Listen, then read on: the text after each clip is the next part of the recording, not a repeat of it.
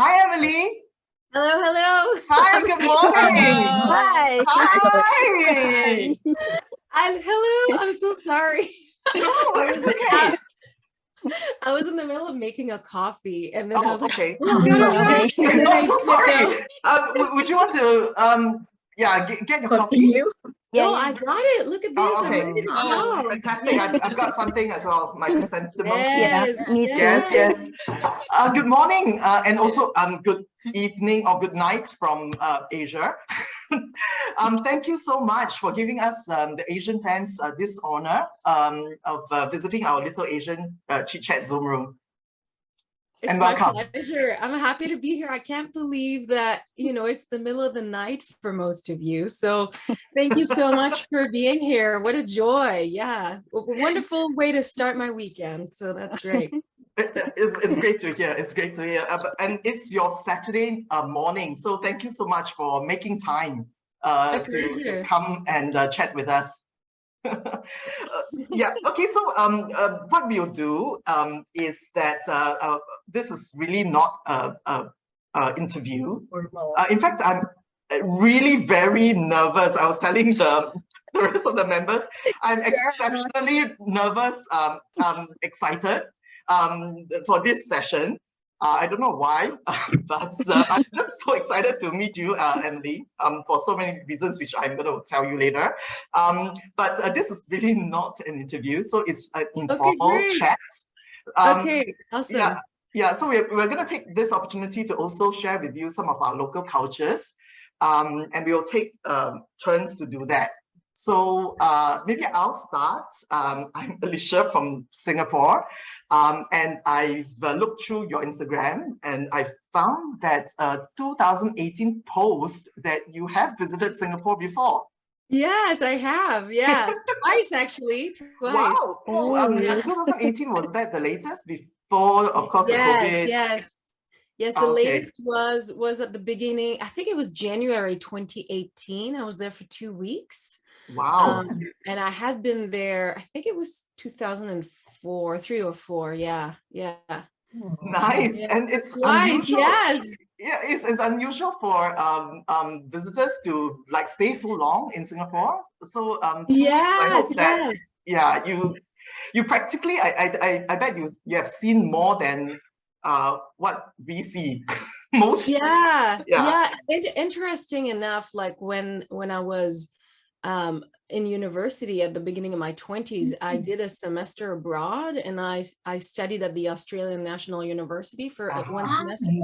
And then I stayed in an international hall, and I became really good friends with someone from Singapore. So so I visited their family in 2003 or 4, and then when I was there in 2018, I was actually doing a workshop with a theater company in Singapore for 2 weeks. So I got to reconnect with that friend that I hadn't seen for 15 years. And it's great because he brought me to like the markets, and like I experienced the food courts, the hawker culture, right? All of the, what are these? Like they're like big flowers, but made of lights. Oh, yes. It was festival when I was there. Yes, it's Gardens by the Bay. The super trees, the super trees. Yes, that's the film. One of the filming locations for Crazy Rich Asians, the Hollywood show. Yes, the super trees. Yes. Yeah, beautiful. And both times I was there were around Chinese New Year's, which was super interesting because I got to see the Chinese New Year parade and the Chingay parade. Not really being bustling. Yes. Yeah, so it was super fun. Yeah. And the first time I was there in 2003, like I was younger, and I experienced the whole, like, people from my friend's family giving me red envelopes. Oh yes, the red packet, Hong Pao. You were learning Mandarin, right? In one of the interviews, I still am. Yeah. So red packet, Hong Pao. Humbang. Yes, yes. Yeah, very good. Okay, so yeah, so it's amazing. I hope that you will get to visit again. Yeah, I hope Things so. change very quickly in Singapore because we're so small.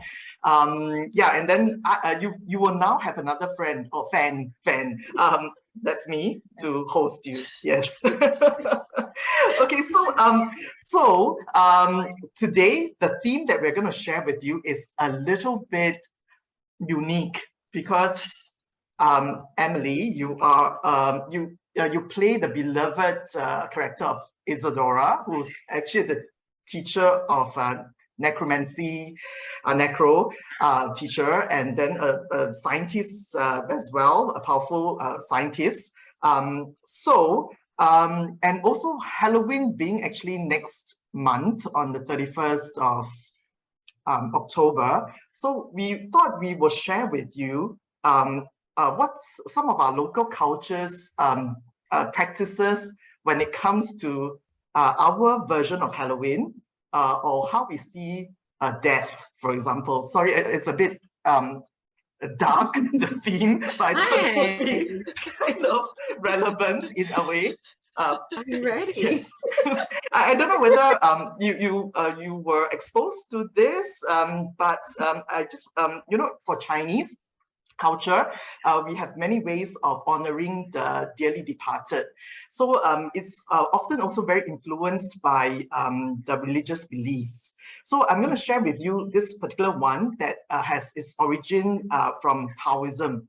And some Buddhism as well, which is the Hungry Ghost Month or the Hungry Ghost Festival. It doesn't sound very fantastic, but it is our version of Halloween.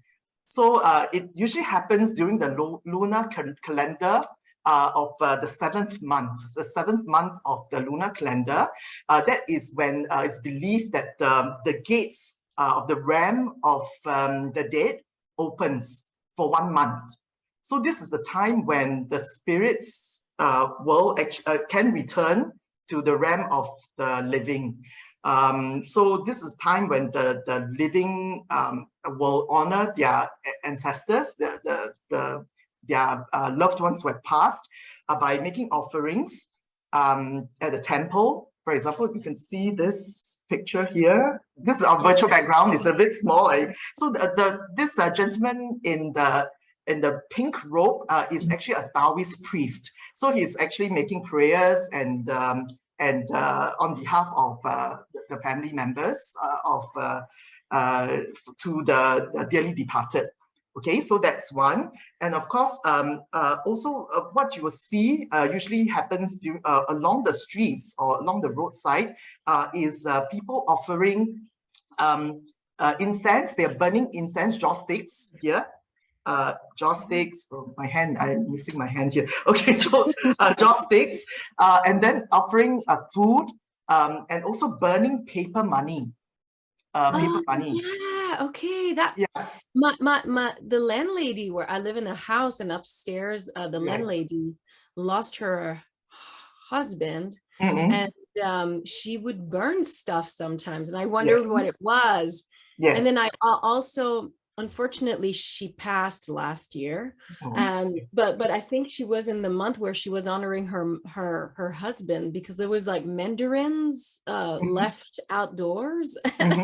And like incense as well, so maybe that was her little way of praying. Yeah. So they might do that, like burn offerings of paper money and all that, so that hoping that when their loved ones go back to the realm of the dead, they could actually have a better life. Yeah. So so the roadside offering is also for those spirits who have no family to pray to them or to offer all these offerings to them. So those lonely spirits that has got nobody. So this roadside offering is also for these spirits. So then, besides offering food, true to Chinese, right? I believe that you have experienced Chinese hospitality in Singapore. So we love to treat our friends to meals and all that. So not only meals, but also entertainment. So over here, okay, so you will see during this month many makeshift stage that is erected at public spaces and to put up live performances. So in Chinese, it's called 歌台.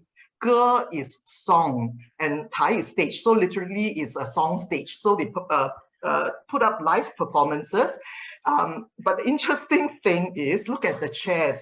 Can you see the chairs, the red chairs? Yeah. The Oh, first empty. row- Oh, that's for the deceased. It's for the dead. Yes, it's reserved for the special guests. Oh, wow. That's Yes. so beautiful.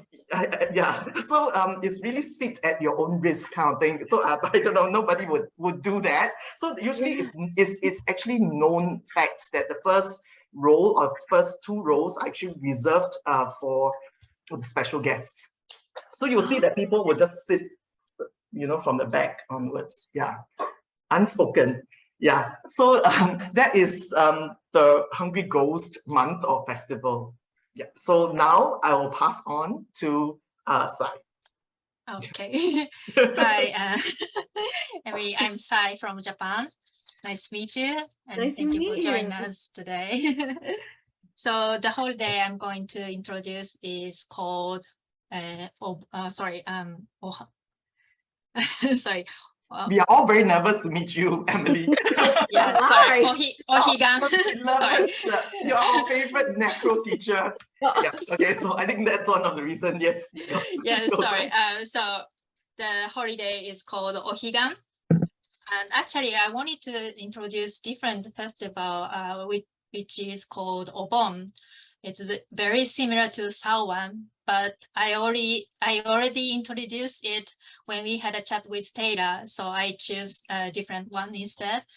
So Ohigan is a week-long celebration for honoring one's ancestors, and it's celebrated on twice a year on spring equinox day and the autumn equinox day, and also 3 days before and after them.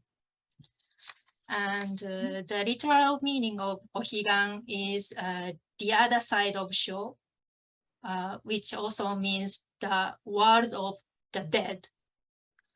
So in the Buddhism, the equinox day is the day when the world of living and world of the death become close, since the day, nights and days are equal length during equinoxes.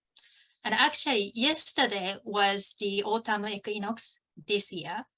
So now is exactly the time for this celebration. Mm. And so people usually visited graves and pay their respect to their ancestors.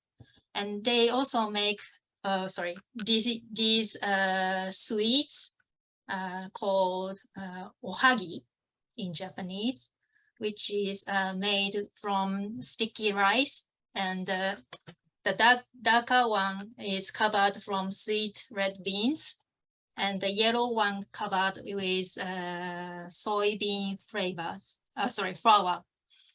And this flower is called higanbana, or the flower of Ohigan, and it's a symbol of Ohigan because it blooms this time of year. And so if you see this flower in a Japanese TV show or film, it usually implies someone's death. Yeah, so that's the whole thing. So I'm going to pass on to Laisha. Thank you so much. Thanks for sharing. I'm learning so much. I should take a break. Yeah. You will learn so much, Emily. You have to take notes. You have to take notes. Yeah. Okay. Thank you, Shai. Hi, Emily. My name is Raisha, and I am from Indonesia. Nice to meet So, you. yeah, nice to meet you. So, I'm gonna tell you a story about the picture, my background. So, Indonesia is an archipelago country, and majority of Indonesians considers religion to be essential and an integral part of life. But we are also consist of more than 1,000 ethnic groups with very diverse cultures and traditional practices. And this one is one of the indigenous groups called Toraja, who lives in Sulawesi Island. And this one is one of the burial ceremony in there. And actually, this ceremony is very interesting and well known worldwide, and invites so many tourists each year to see it. And it's called Rambu Solo. The Toraja burial rituals are usually performed months or even years after someone's death. This is because there's a huge cost for them to uh, conduct that ceremony. It can cost hundreds of millions, even billions rupiah. You know? Rupiah, That's rupiah. why they did, yeah. Dollars. It's rupiah, our currency. Therefore, yeah, the family members of the deceased need to raise a considerable amount of fund for months or even even years, depending on the social status of the family and how many buffaloes they have to sacrifice as one of the part of the ceremony itself. And then for Toraja people, death is a gradual and social process.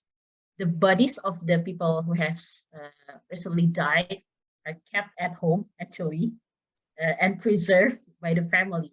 Sometimes, yeah, for years, even until the family has enough money, right, to pay for the funeral.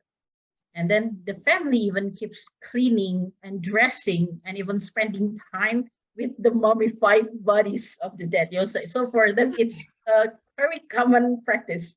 Even just for a child, like, yeah, they're so okay. That's That's fascinating. yeah, that's why it's interesting. Yeah, for maybe yeah, that's why it attracts so many tourists from abroad to see that ceremony. And the Mhm. spirit of the dead is believed to linger in the world before the death ceremony is held. And afterward, the soul will begin its journey to the land of spirit. It's based on their belief. And then the body of the deceased will not be buried until the 11th day of the ceremony. So another day again.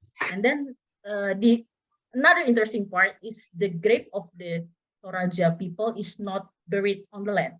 They will be placed in a cave on a cliff. And even for the babies usually they put the body in like a very big tree, so they do not bury it on the land. We need to Yeah. create a show just around. We need Yeah. A show on this. Very interesting. You'll be the main host. We need to create a motherland part 2 just around different like ceremonial practices. That's super interesting. Actually, in Indonesia, so many practice of burial ceremony. It's similar like that. Yeah, this is just one of those 1,000. So yeah, that is from me, and I'm gonna pass it to Max. Thank you. Okay, hi Emily. Hi. I'm Mads from Philippines. Nice to meet So you. nice to meet you. So I'm just want to share my our culture regarding the in celebration of honoring the dead. So usually, no, actually yearly. It's a yearly, of course, it's a yearly celebration. So, no, starting October 31 until November 2, we do celebrate the or honoring our dead by actually it's like it's a family reunion of sorts. And like we got to our family loved ones, and we got to the tombs, clean their tombs, and then actually we camp there for like overnight sometimes until November 2. So actually November 1, we call it All Saints Day, and then November 2 is All Souls Day. Funny because we celebrate the All Souls Day like on November 1. So we just it's a big holiday for us here during those days, like from October 31 to November 2. So yeah, it's just a simple celebration of sorts, like a family gathering. Actually, family gathering mostly. It's like all Filipinos abroad sometimes just go back here in the Philippines just to visit the tombs. And yeah, it's just a simple honoring the loved ones. And sometimes we also borrow some cultures from Chinese. Like we do have a lot of Filipino Chinese here. So I see whenever I visit cemetery, I see them offering food. Yeah, on the tomb. That's Chinese.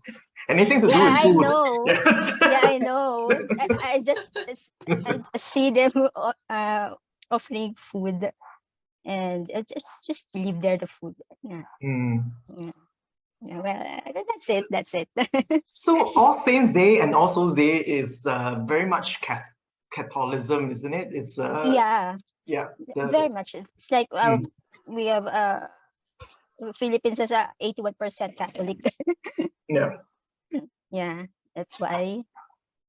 So the rest is borrowed from Chinese. Yeah, because we do have Yeah. a lot of Filipino Chinese here. So that's our introduction. I hope it didn't weird you out, Emily. No, I love it. Super interesting. I went to visit my parents a couple of weeks ago, and it's interesting because I never knew my grandfather. My dad's my mother's dad died when she was 19, so I never. And actually, for the first time, I went and visited his grave when I was there a few weeks ago. So this is kind of nice for me to hear all these things, because I was at his grave and I was trying to pick out all of the fungus that was like growing. I was like, I need to clean the grave. And then I went home and I told my mother, because it's a family site. So like my grandmother is now buried there and my uncle is now buried there. So I told my mother, I was like, oh, we have to clean the grave. I didn't have to. So it's interesting to hear all of these traditions and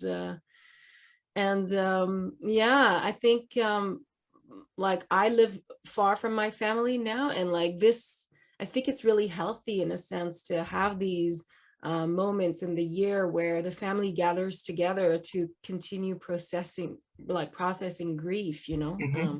That's really healthy.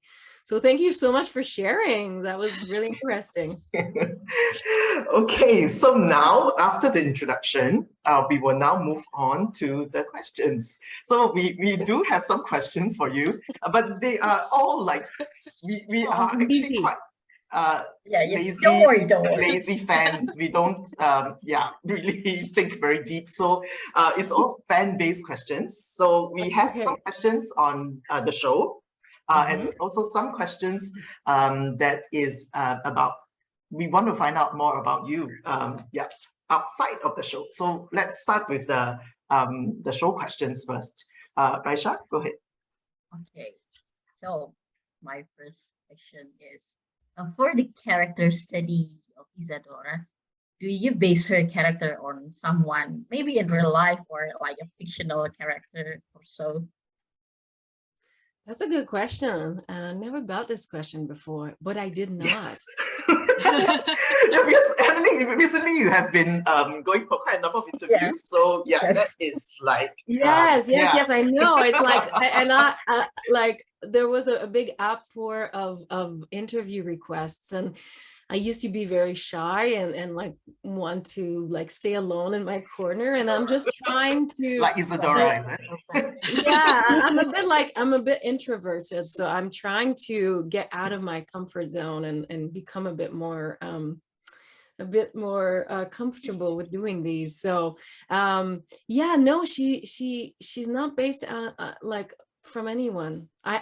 Yeah, she's just I think I worked from the beginning. I really worked with a really grounded space. Like I try to spend a lot of time in nature. So like to me, she is just so grounded in the earth, and in that relationship to Mother Earth is so important.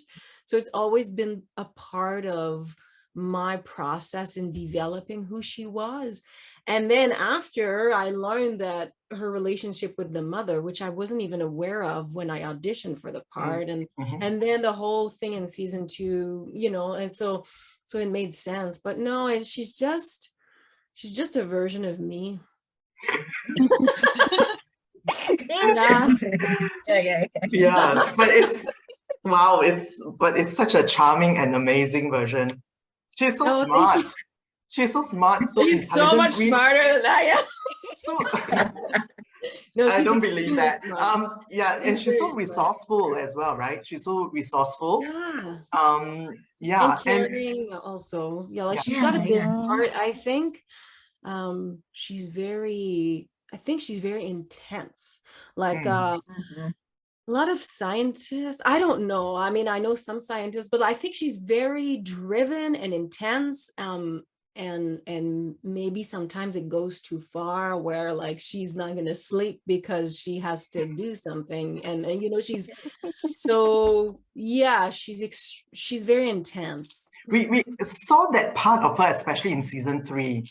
She's got this very fixated look, trying to solve that puzzle of you know, Penelope and all that. So she has this crazed look. Sorry, but Mad it's scientist vibe. mad scientist vibe. Mad scientist. Yeah. Which I think leads us to Matt's question. We are going to jump a little bit because Matt, I think you have a question that is quite Yes. yeah. Follow up. Go ahead, Oh, Matt. me? Okay. Well, Question 6. We are very organized. I'm a Virgo, so it's I like it. Question 6. I am too. You are too? Yes. I know I your birthday. am. Yes, I correct. think I am, yeah. I know your birthday. Go ahead. We're just a bunch of introverts here. yeah, I am. So okay, my question is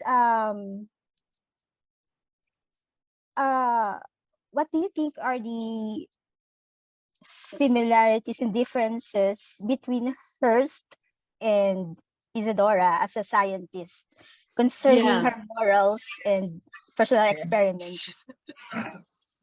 That's very good. I think Yes, another I one. think I made this post like a while ago, and I was like, you know, they're both so driven to two extremes. And I said, and I think I said in my post, like Isadora is scientist of the light and he's scientist of the darkness. Mhm. And I think the difference is, I think Hearst is way more vain, like he seeks powers a bit more Mhm. like for himself, like in a bit more narcissist, I think. Yes. Whereas Isadora I think Isadora is selfless. Mhm. I think she will, if she has to die for her cause, she would not Yes. hesitate, you know. Yes. And I think, yeah, I don't know if Hearst would say something different about that, but like I just think that he wants power, like he's power hungry. Yes, Mm. yes. Whereas I think Isadora is hungry for justice, or hungry for the right thing to do, you know. So Actually, it's I same don't for know. Kara. Kara is like a power hungry person too.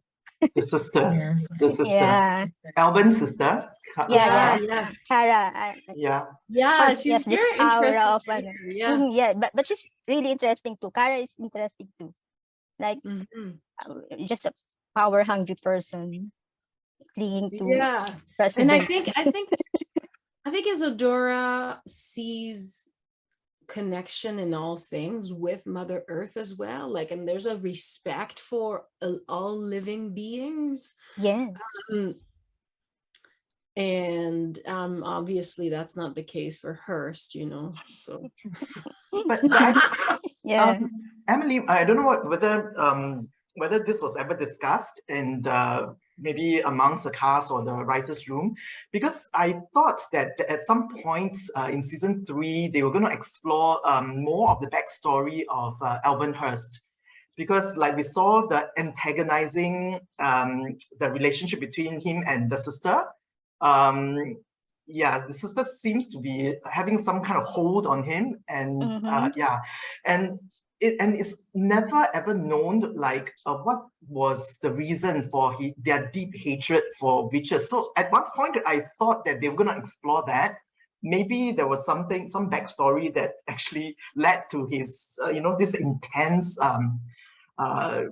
hatred, yeah, to hunt the witches, but this was never explored. So what do you think if what could be? well, I think there are so many. I first off, I don't know, because I'm Okay. not in the writer's room, right? So it's hard. I don't really want to.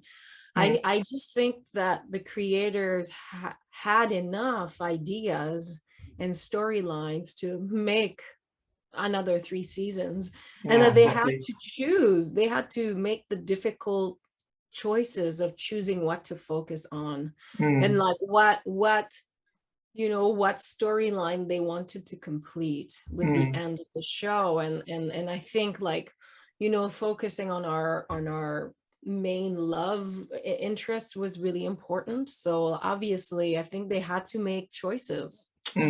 Like, it's too bad, but it's like, I think that's a testament to any creative process. It's just like there's always more ideas, there's always more that could be, but at like when the show opens, like the show has to open, you know what I mean? So yeah. So and in this case it was, well, the show has to come to an end. So how do they make that happen? I guess for now come to an end for now. You are still fighting, Emily. Fighting. I love it. This is like, I come from the world of theater, and this is the first time that I experience a fandom, and how lovely it is to like know that the show has resonated and still resonates with so many people all around the world. Is just such a beautiful gift to me anyways, and to others, I'm sure. And to see, like, the hula balloons and these chats, and like people, like, the artwork and all of the tweets and all of the Instagram posts, like it's so overwhelming. Like it's so beautiful. Like it's yeah, we feel the love, and it means a lot to us. So that's great. Yeah. So hopefully, I don't know if Switches will win, but I'd love to. But would you come back if for example it's being picked up by another streaming? I loved playing Isadora. It's been the height of my career so far. So it's hard to know. Like, I would. Right now, I would go back in a heartbeat, just because it was such a wonderful experience, both professionally and personally, with being surrounded by so many beautiful humans, a lot of caring, dedicated, professional, just beautiful people. So And I feel like in my first season, I was so shy because I was like, I don't know what I'm doing. Are they gonna, And then I find that very hard to believe. Actually, you're such a good, amazing actress. Well, it's just the industry. It's nobody's fault, but we're often, I can do 50 auditions and not know if any of them were, I won't know. And if I get one audition over 50 that somebody's like, oh, we like that, then I'm like, okay, good. Like, it's just the industry's like that. So and so when they invited me back for season 2, I was so happy. And I feel like owning my craft a bit more. And then by season 3, I feel like I was like having a lot of fun and I wasn't afraid of being myself. And I felt like, the set and the people were so welcoming of everybody there with their differences, with their, that I just felt so welcome with open arms. And I just was a bit more relaxed, I think, in season 3. So I had a great time. I had a great season 3. So yeah. But at the same time, it's bittersweet as well, right?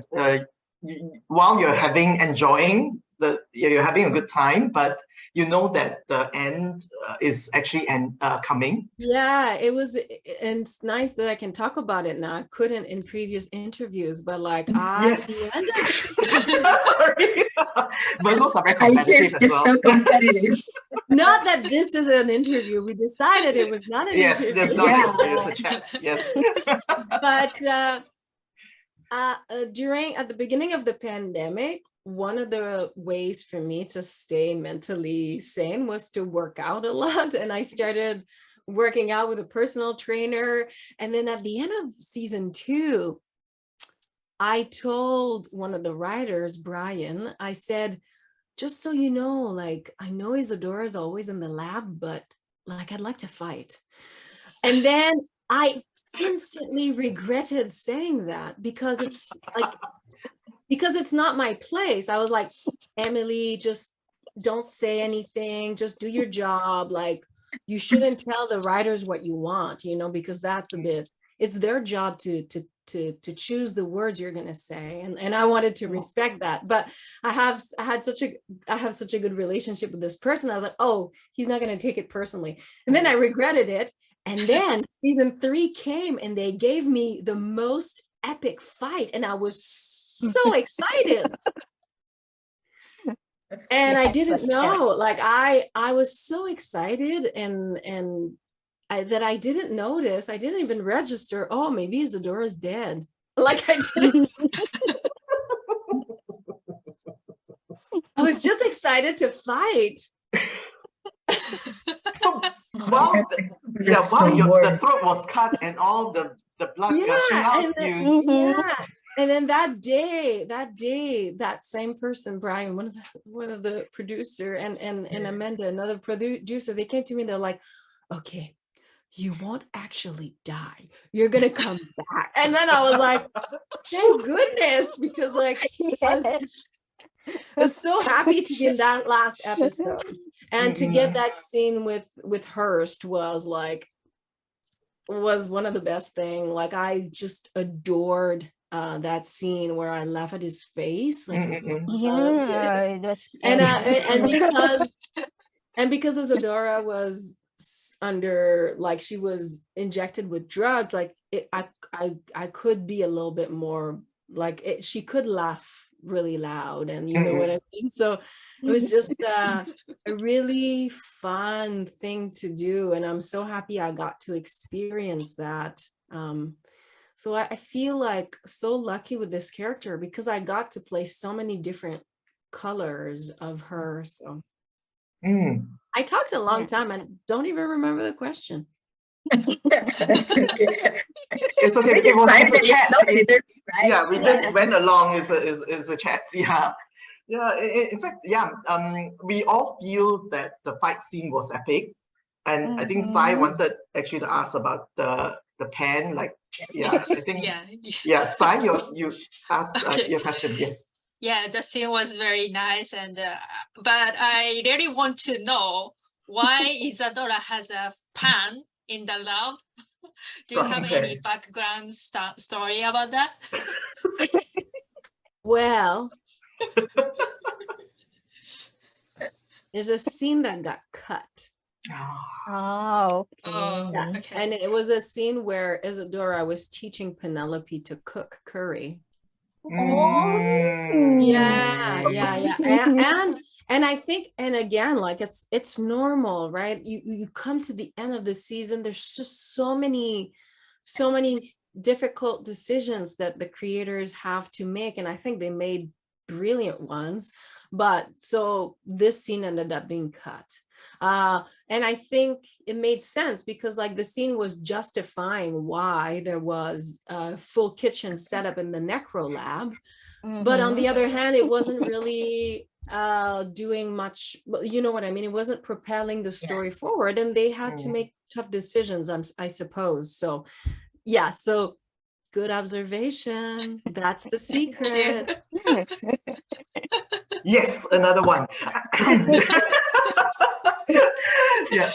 So actually, season 3 is left us breathless mostly. It's so fast paced, Yeah, it especially the is, last 3 episodes. So while we saw the fight going on, right, the Isadora, the fight scene was so exciting, and then the next moment, she had her throat cut, and then the episode ends, right? I think if I remember correctly, we were so distraught. You should have seen the tweets on Twitter. We were saying no, not Isadora. Yeah. So yeah, we are so glad that everything yeah, was well. it was a very interesting experience too. Like I was so nervous for the fight because I only had 2 hours to learn the segments of it. And so it was I learned it like at 5 p.m. and then I had to be on set the morning after at 6. So I didn't really have time I felt like, oh, am I gonna, and I was so excited because I really wanted to fight. And then at the end, when the throat is cut, and then like I was literally on the floor in a big puddle of blood. And like my nervous system, like because I had been so nervous all day and I didn't sleep a lot, and I was like, and then I was just lying in blood, I felt so vulnerable. Yeah, I mean, we were talking about, grief and death earlier, but I was like, oh my gosh. And and it was right at the time where the war with Ukraine was happening, and like all of these images we'd see in the news, and like my mind was racing. I was like, oh my gosh, like I just to have my physical body like in a pool of blood on the floor, I just couldn't stop thinking about all these atrocities that are happening in the world. And I was I felt very vulnerable. And so I was really lucky because our fight captain, our fight choreographer, and the woman who was dressing me just came to protect my body, because cameras were doing the turnaround. So that means that all the cameras and the lighting equipment were going around me, but I couldn't move because I wasn't I couldn't move for continuity. So everybody's moving around me, like 50 people moving around me with equipment, and I'm just there on the floor. It was a very vulnerable moment. I'll never forget it. And somehow I thought, I'm tough. I want to fight. I'm tough. But I just started I was just on the floor and like crying a lot. Yeah. It was interesting. It was a very interesting experience. Yeah. That scene is a bit irony because in season 1, Isadora is the teacher who cut the throat of her student. Yes. And then now it's Isadora's turn. So I think after that, Isadora will change their way of teaching a little bit. Maybe I thought about that too. I was like, I love that it's a throat slit. I love it Correct. because that's how, as you say, that's how we got to know her in season 1. So yeah. Mm. Mm-hmm. Mm. Okay, so we gotta move on to the next question. We already like used up quite a bit of time. Okay, so next question. Let's see. It's Sai, would you want to ask the mycelium question? Okay, Hmm. yeah. So in the latest interview you had, you mentioned that Isadora was not happy about the relationship with Mycelium and Real because the Mycelium chose Real instead of Isadora, and we know that her feeling from your face in episode 2 or 3 in where Isadora is in front of the mycelium with Real, and could you talk a little bit more about her feelings, and was it scripted? I think there's a fascination for the mycelium. And I think the mycelium is just like a child in the sense that she'll always love the mycelium. She'll always care for it, but it's as if like the child chooses the other parent, or I don't know, like I think she's just a bit bruised because she's not. I think that's the interesting part about Motherland is like all characters have their flaws. They're not all black or white. They all have their gray zones. And I think a gray zone for Isadora is a little bit of jealousy when this mycelium that she's cared for all these years chooses Rael over her. Yeah. Yeah, but I think she still loves the mycelium and she's fascinated by it, but it's just like, yeah, she just wishes she was the special one. Emily, any theories of like why the mycelium actually chose the Scylla's death cap seed? The what, sorry? The Yeah. death cap seed. Mycelium actually chose for Riel to sing, react to Riel's when Riel sang the death cap seed that was taught by Scylla. Any theories? It's because it's pure, true love, I think. Wow. Yeah. So beautifully put. Yeah, okay. Yeah. Yes, perfect answer. Well, I'm satisfied with that. Okay, all right. I'd like to ask a question now. So Isadora has taught Scylla as a necro teacher and then later mentored Riel for the mycelium. How would Isadora describe each one of them as student and mentee? Scylla as a student. Well, I think Scylla was more like a good student, like a little bit more, whereas the relationship with Rael, it was just a little. Rael would not conform to norms. Rael would do her own thing, I think, you know what I mean? And I had to teach her through that. So I think Rael is a little bit more rebellious in that. And also Scylla was trying not to be discovered as Spree, right? So so I think she was a very good student, because she didn't want to be discovered. Yeah, that's how I feel. Yeah, later on at the cell, in season 1, when they captured Scylla in the cell, right? Isadora has this look as she was leaving the cell, as she looked at Scylla. I think it's a deep disappointment or betrayal of like what Scylla is actually, what was her real motive. So I bet Isadora must have been, I suppose Scylla must have been a very good student and a star student even. But it must have been hard for Isadora to find out that actually one of her students happened to be a spree agent. Yeah, I think there's a level of betrayal and also a level of like, don't mess with me, like, you know what I mean, like how dare you do this to me? Yeah. So or to you know, how dare you infiltrate, you know? So yeah, definitely. Yeah.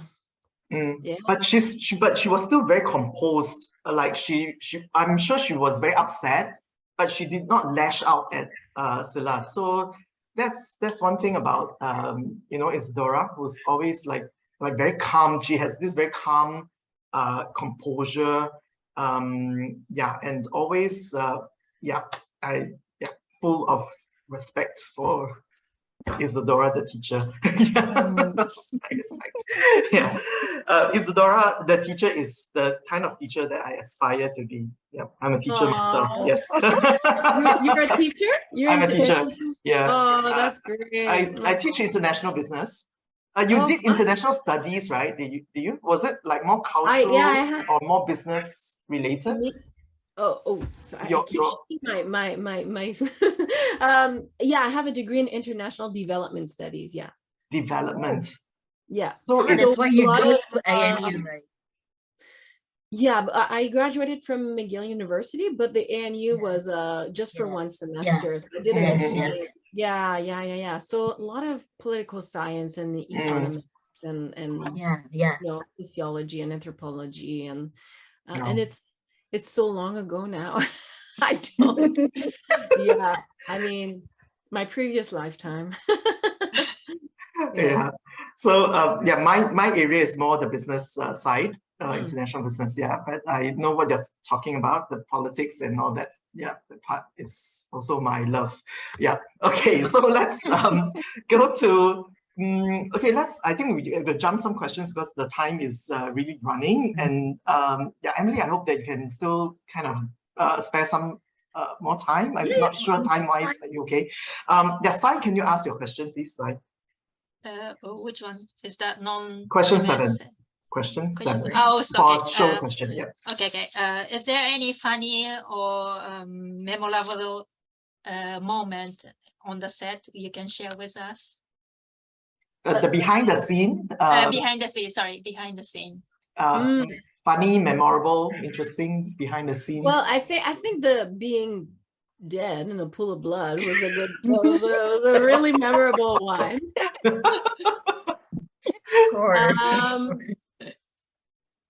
Yeah, I guess a behind the scene one from season 1. So it's actually like so season 1, we didn't know you know, if there would be a second season or anything. And my friend, my personal friend in real life, somebody I did a play with and who lives like a few blocks away from me, got cast as Liba's mom.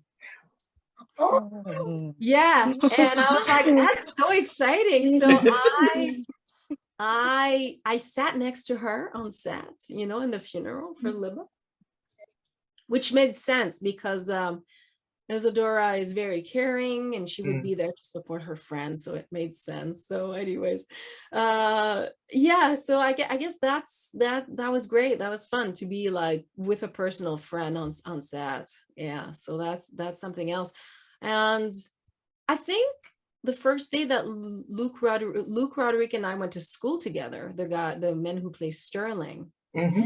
So another memorable moment was the first day that we worked together on set, like in the makeup trailer, we're both getting hair and makeup done, and like I just feel like we still have this back to school like buddy relationship, and like we're super loud. We're talking really loud, and like I'm laughing really loud, I'm talking really loud, and it's 6 o'clock in the morning. Everybody's just like so that was a fun like throwback moment. Yeah, and being on set with Anna Kostya and Petra, and like every time we'd have these little you know, I really admire Demetria and Kat, and I feel like I'm learning a lot from them.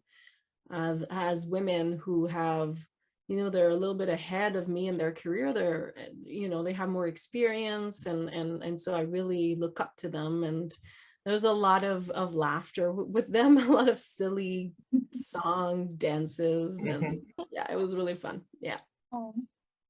Yeah.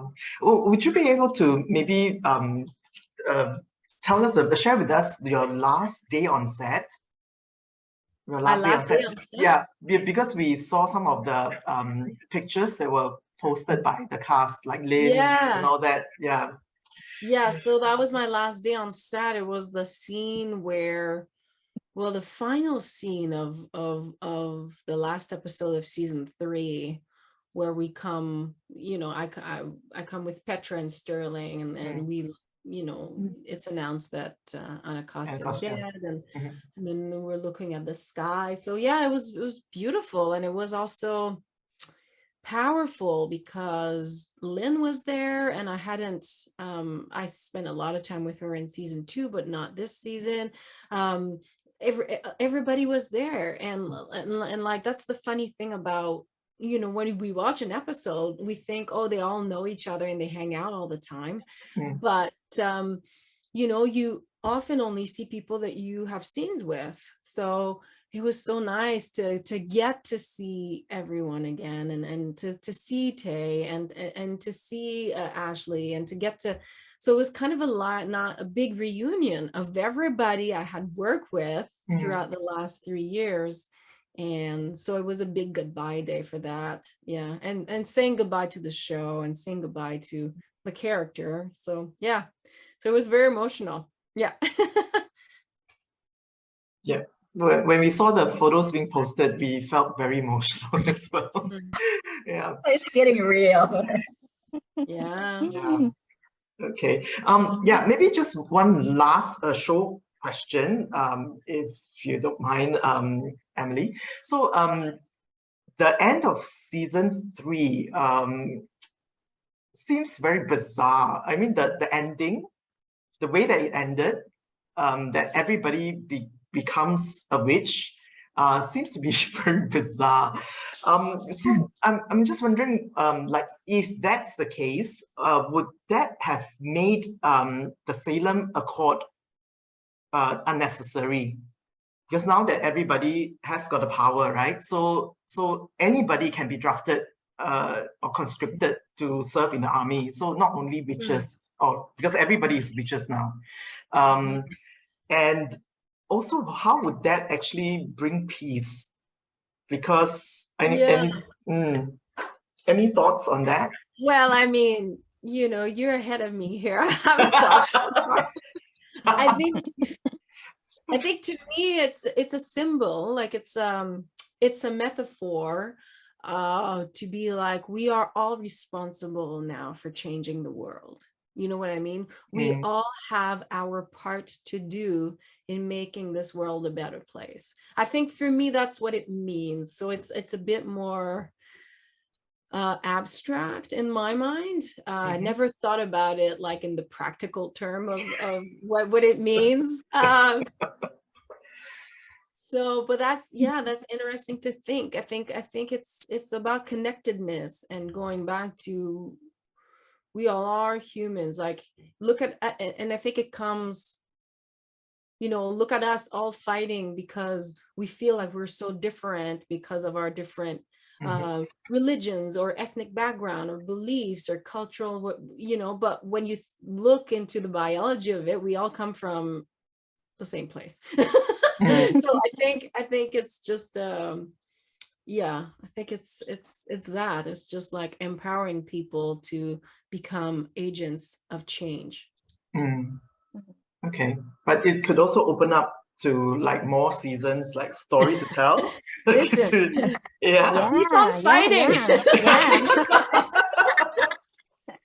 Well, you see, Camarilla in the past didn't have powers, but now they have powers. What if they remain like, wicked and all that? It's gonna be quite a big showdown. Yeah. Okay, I'm excited for it. We need 3 more seasons. Yeah. Okay. we will just ask maybe one or two non-show questions. So let's move on to the non-show questions. Yes, Sai, your question, please. Okay, so you did some backpacking before, and which brought to you to Thailand, Vietnam, and Australia. So what have you learned? In Cambodia, in Laos, and Oh China. yes, Yeah. wow, Yeah. so many. So what have you learned about yourself during that period, and what was the biggest takeaway, and has it shaped your life in any way? Yeah, I'm gonna try to make this short. But it's, I mean, this is pre-cell phone era. I was 21 and I left with a backpack only for 11 months. So I went, and the first 5 months I was in Australia at university, and then after 5 or 6 months, yeah, and after that I backpacked in Australia for a month, and then I landed in Kuala Lumpur, visited my friend in Singapore, and then I did Thailand, Cambodia, Vietnam, China. So that was, I think, and that was, I was alone and a woman, and I was 21. Amazing. And I did not have a big budget. I think my budget was like $15 a day. Like, you know, I was living like I was, yeah. I didn't have a lot of money. I didn't have money. So I remember I made a pact with my mom before I left that I would email her at least once a week to tell her that I was still alive. So I think I learned, that's probably from my upbringing, but I think in that trip I discovered relying on myself and self-confidence, and it's something as a young woman I feel like sometimes like I postpone working on, like just being self-confident and knowing in who I am, and like, which I'm still learning, but like, you know, I think I just learned to care for myself and look out for myself. Yeah. And independent, like being independent and like figuring it out, just figuring it out. And like looking back, if I had a 21-year-old daughter and she would want to do that, I would like be so nervous. So now I understand. Now I understand why my parents were really intense about it. And like I was pretty smart. Like I didn't put myself in danger too much. You know, I was not going out at night getting drunks with people I don't know. Like I was very smart, like street smart, but I could still have gotten into trouble. I really could have. I really could have, and I didn't somehow. So yeah, but because sometimes it's not you trying to court trouble. It's because there are certain places, there are tourist traps. So in fact, it's very courageous. Like by Asian standards, very few Asians will do what you did. You know, right after school, and just backpack and travel to foreign countries that you don't speak the same language. That takes a lot of courage. So again, full of admiration. How long did this backpacking 11 months? Well, yeah, I was gone 11 months, but again, like the first 3 or 4 months I was staying in a hall in university. So you know, I don't know. Yeah, maybe 4 months, I think, of like backpacking. Yeah. It's amazing. Yeah, I stayed 1 month, a full month in Vietnam and a full month in China, and then a month in Australia as well. I stopped for a while and I picked cherries in a field and like to make a little bit of money, you know, like, you know, the kinds of things. Yeah. Okay, so maybe just the last question. How about Raisha's question? Okay. Wait. Okay. So, what are your other interests beside acting? I saw that you also did emceeing and public announcer. Or will you try like Yeah. voice acting, or have you tried one? Oh, if I've tried Oh. what, sorry? Voice acting. Acting is my first love. Yeah, It's my big love. yeah, I voice. am married to acting. It's my vocation. That's what I love to do the most. But yes, I've been part of collective creations where we created different kinds of theater or performances. I do like emceeing sometimes, emceeing and public announcing. My Yeah. interests, what I do for fun is mostly like hiking, being in the forest. Oh. I like to work out a lot. I like to lift weights. Ooh. I like to dance, though I'm not really great at it. And I'm still working on Mandarin and Spanish. So like I'm really trying to We can become have more- weekly dialoog sessions, Emily, for Do free. you speak Mandarin? You speak Yes, I Mandarin? do. Yes, I do. Oh, okay, Mm. nice. 我会说一点中哇，文。中文，讲得很好， That's good. 讲得很好。我是加拿大人。加拿大人，对。Emily just said that she's from Canada. She's a Canadian, and yeah, she knows how to speak a little Mandarin. That's what you said, right? Very good. The You're not pronunciation is sure, good. so it's not a good sign. But Raisha also asked you whether have you tried Okay. voice acting, Voice acting. dubbing? Yeah, because you have such a beautiful, calming Oh, voice. thanks. Yes. So have you tried or maybe It's thought of something trying? I'm trying to get into. I do.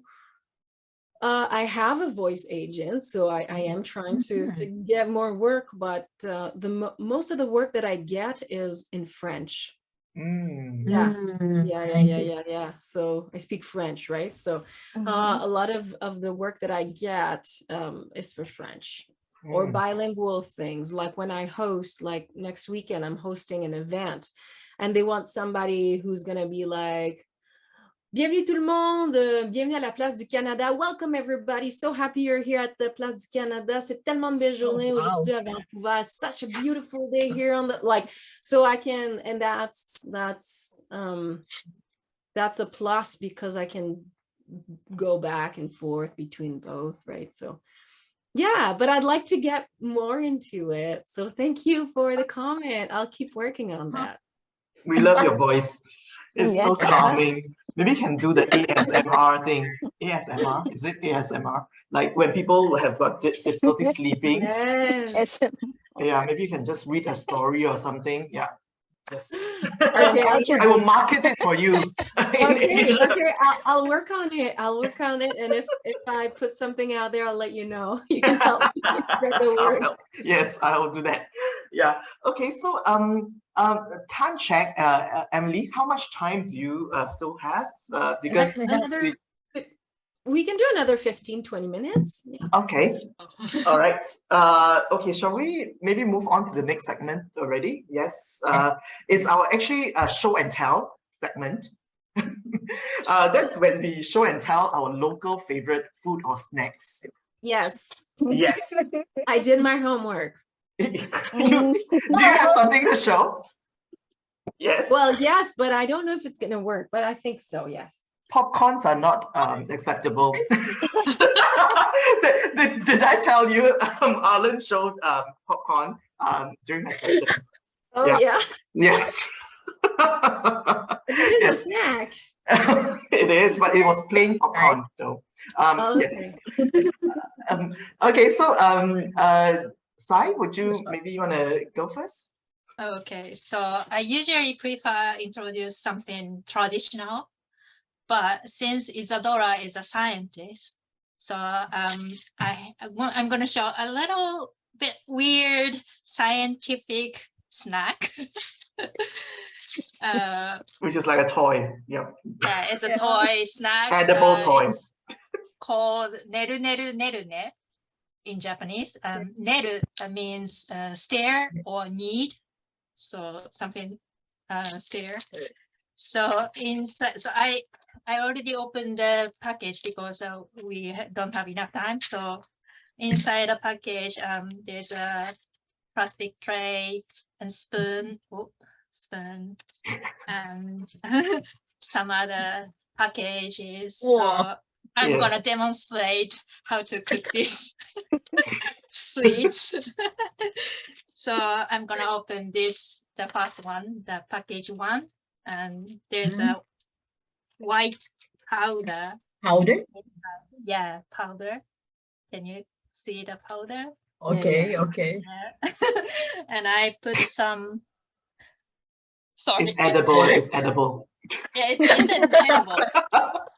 I feel like The we're white doing a powder is cooking show. suspicious. So I pour water here, and Okay. the color is now changing into blue. By the way, this is a grape flavored snack. Great flavor. Mhm. Grape. Okay. Yeah. And you eat it?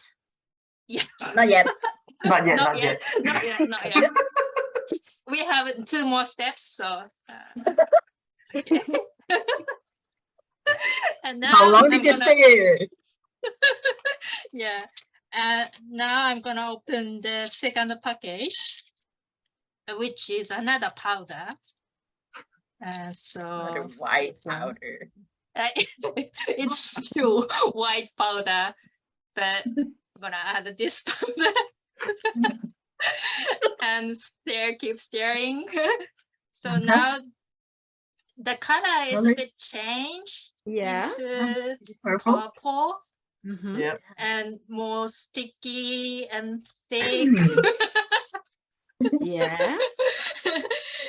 And now the taste is like grapes. Okay. And you're gonna eat it? Yeah, I'm not. Yeah. I'm not gonna eat it. Sure. But- Okay. But I'm Okay. gonna eat later. But so Okay. the last one is the candy crumbs. So Oh, put the weird thing into the candy, and that's it. That's how you eat it. Yeah. fabulous. How do you call it? Neru neru neru ne.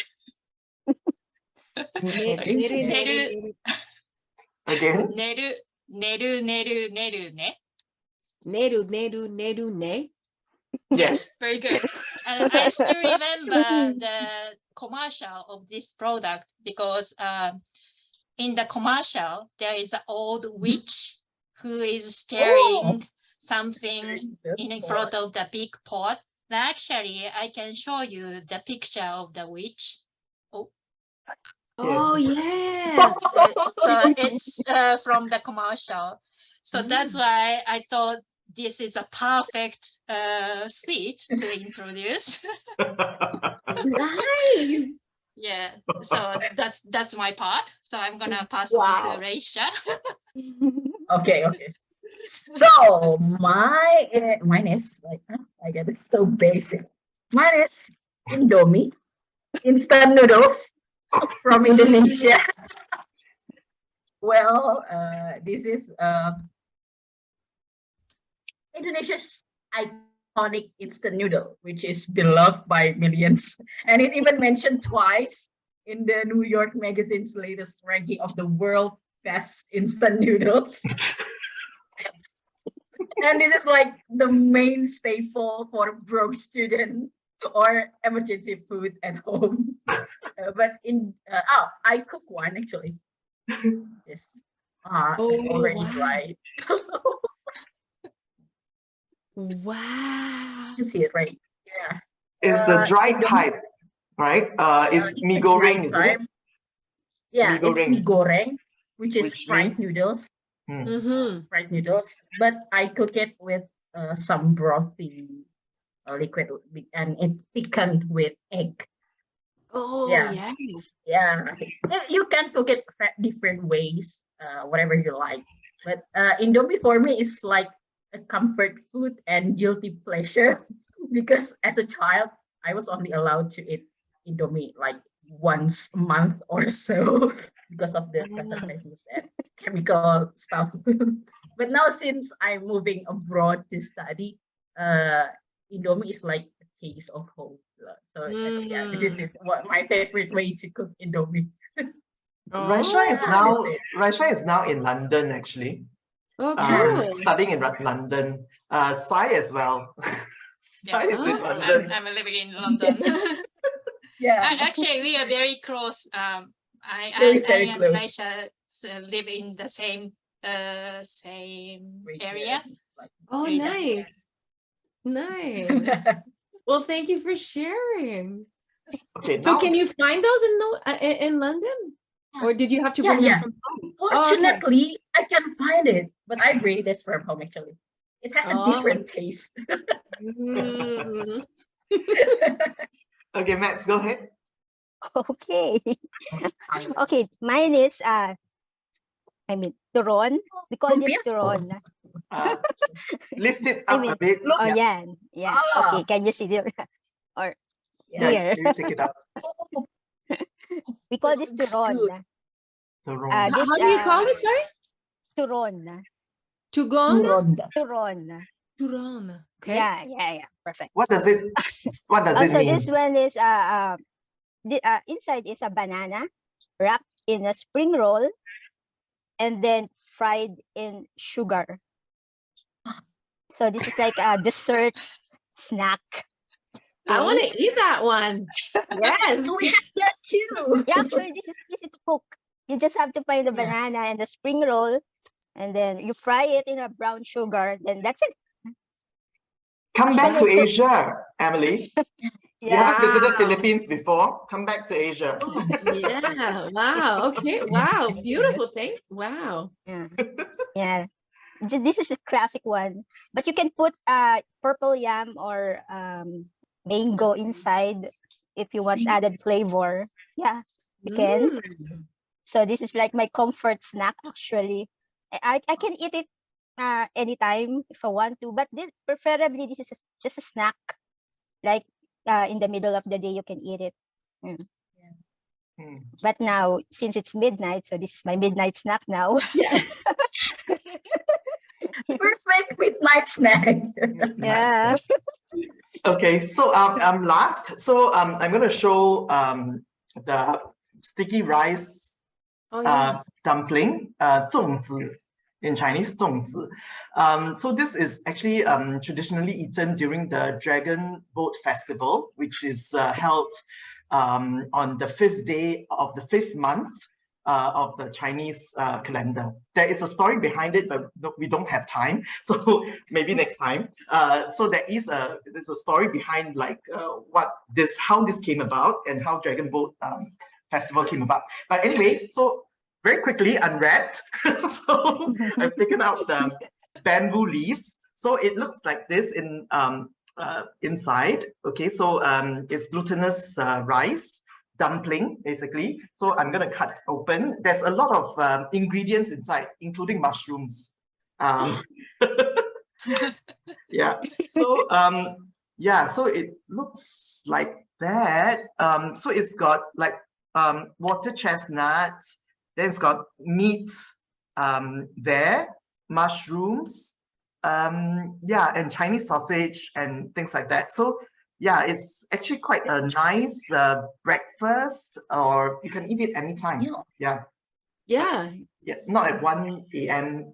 No, not now. It's Fine. very filling. Have you tried this before when you were in Asia or in Singapore? I don't remember if I've tried that before. Yeah, you must come back. Yeah. Yes. You should. You should. That's great. Thanks for sharing. Okay, so we have actually taken a lot of your time already. Yep, and you? Yes. Well, I yes. wasn't sure like what this. Anyways, so this is gonna. Well, okay, I'm gonna show the first thing. First off, I thought we're eating them together, so I was like, what do I want to eat in the morning? So I brought smoked salmon. So we have a lot of wild salmon here. and it's really, we smoke it, and you can buy it maple flavored. Wow. So I Very bought Canadian. a Wow.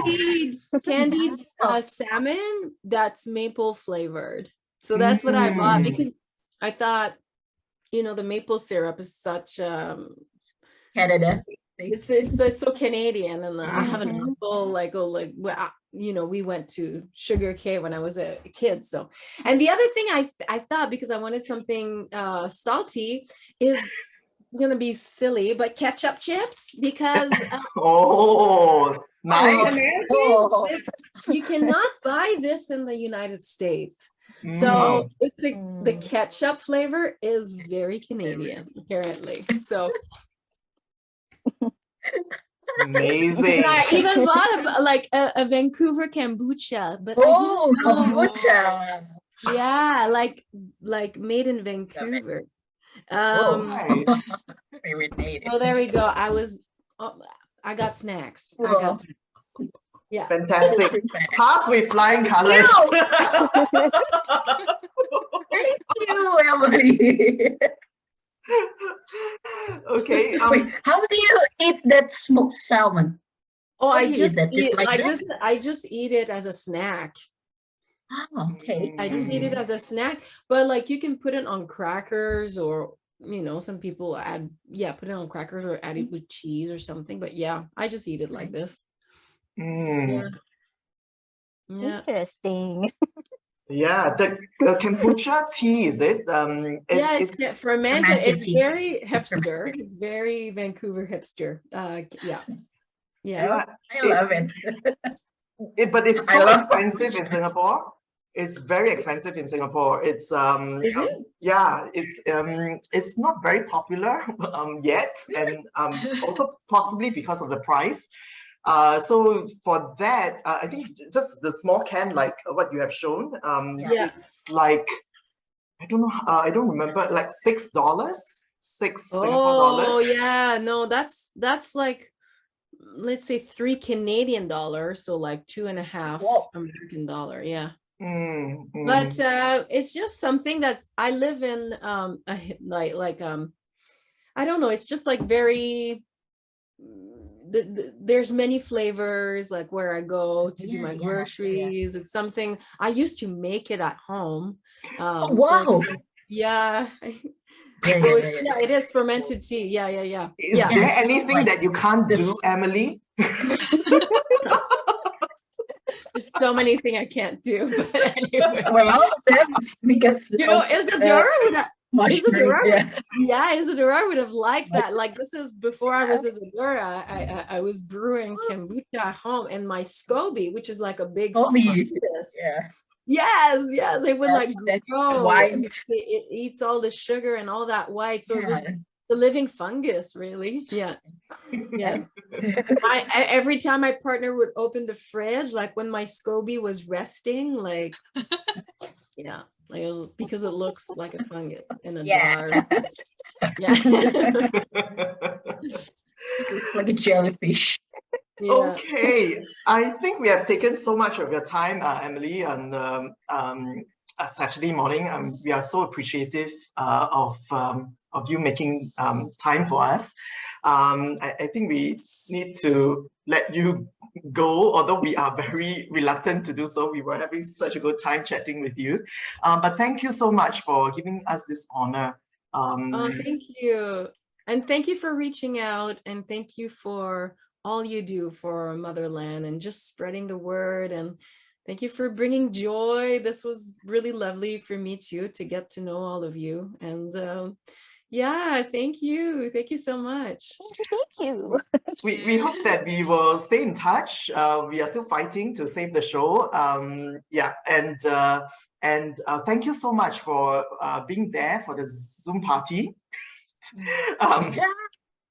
Yes. Yeah. So we really appreciate that that the cast was there to help. I mean, we were there to process the temporary ending together. Thank you so much. Thanks for having me. Yeah, I can't believe that it's the middle of the night for most of you. So thank you for doing this. Yeah. Yeah. Thank you. Thank you. Thank you. Take care. Have a Thank good you day. so rest of the day. much. Thank you. Thank you. Bye, Bye. Emily. Bye. Thank you.